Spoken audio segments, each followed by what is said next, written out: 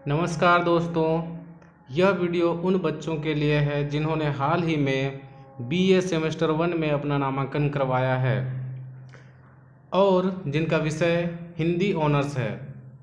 आज मैं उन बच्चों के लिए उनके विषय पर आधारित पाठ्यक्रम लेकर आया हूँ ताकि उन्हें पता चल सके कि हमें क्या पढ़ना है और हमारा पाठ्यक्रम किस तरह का रहेगा।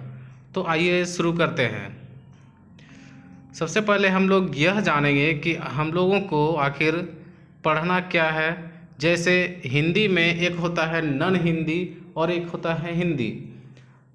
तो वैसे विद्यार्थी जिनका हिंदी है, हिंदी ऑनर्स के रूप में रखे हैं, जिनको 3 साल हिंदी पढ़ना है, उनको नन हिंदी विषय नहीं देखना है। उनको देखना है क्रेडिट 6 में जो हिंदी है वो उनको पढ़ना है, जिसमें कुल 100 अंक होंगे और 100 अंकों का विवरण यहाँ पर दिया हुआ है। दोस्तों, आप इसको समझ सकते हैं बिल्कुल अच्छी तरह से, इसलिए इसका मैं विस्तार से नहीं बता रहा हूँ। आप लोग समझ जाएंगे कि खंड क में कितने प्रश्न होंगे, ख में कितने होंगे, ग में कितने होंगे, ये आप आसानी से समझ सकते हैं। इसलिए मैं आगे बढ़ता हूँ और सबसे पहले मैं आपको आपका पहला पाठ्यक्रम जो होगा एमआईल हिंदी, उसके बारे में बताता हूँ। एमआईल हिंदी अभी का जो लेटेस्ट पाठ्यक्रम है दोस्तों, वो थोड़ा कुछ अलग टाइप का है। इसमें क्रेडिट वाइज दिया हुआ है। क्रेडिट 6 आप यहाँ पे देख सकते हैं, इसका कोड भी लिखा हुआ है। तो ये थोड़ा अलग टाइप का पाठ्यक्रम बनाया है VVU ने।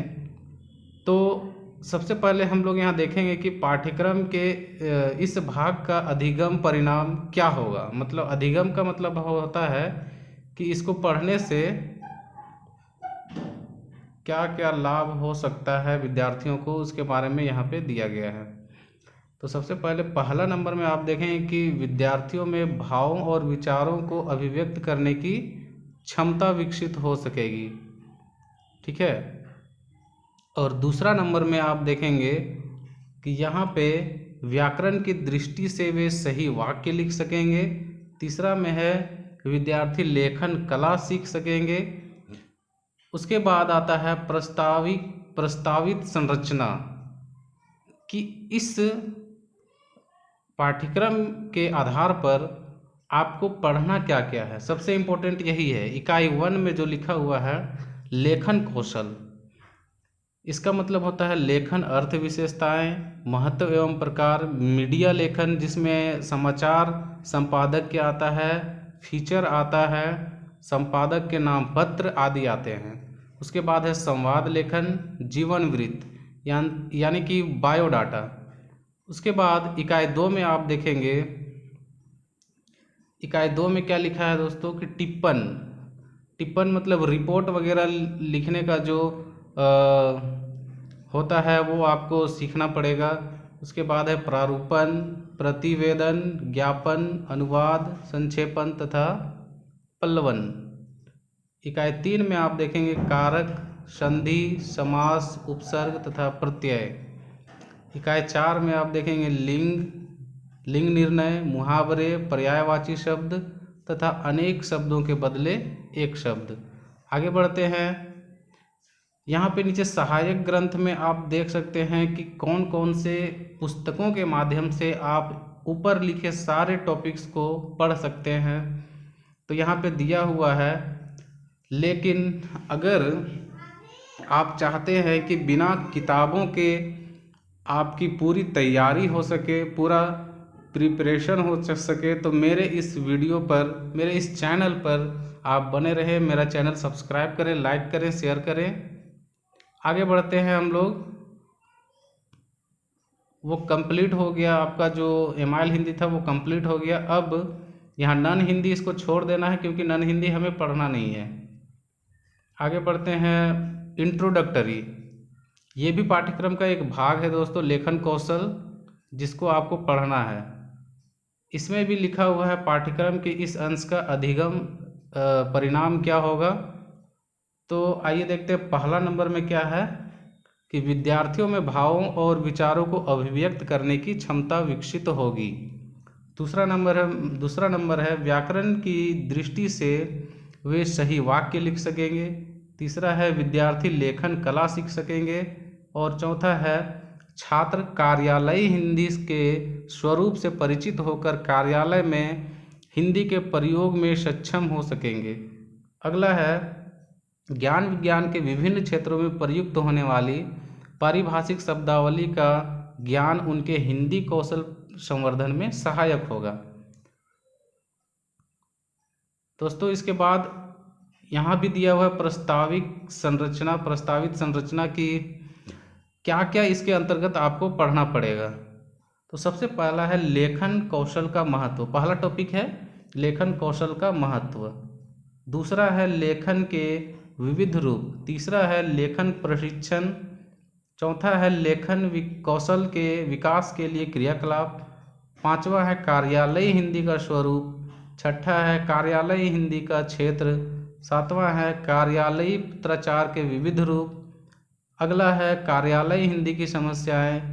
और अंत में है कार्यालयी हिंदी की पारिभाषिक शब्दावली। ये टॉपिक्स आपको पढ़ने हैं दोस्तों। इसके भी सहायक ग्रंथ यहाँ पे दिए हुए हैं इतने सारे। इन पुस्तकों के माध्यम से आप पूरी जानकारी प्राप्त कर सकते हैं, लेकिन जैसा कि मैंने पहले कह चुका है इस वीडियो में आपको पूरी जानकारी दूंगा, इसलिए आप इस चैनल में बने रहेंगे। अगला है सबसे महत्वपूर्ण,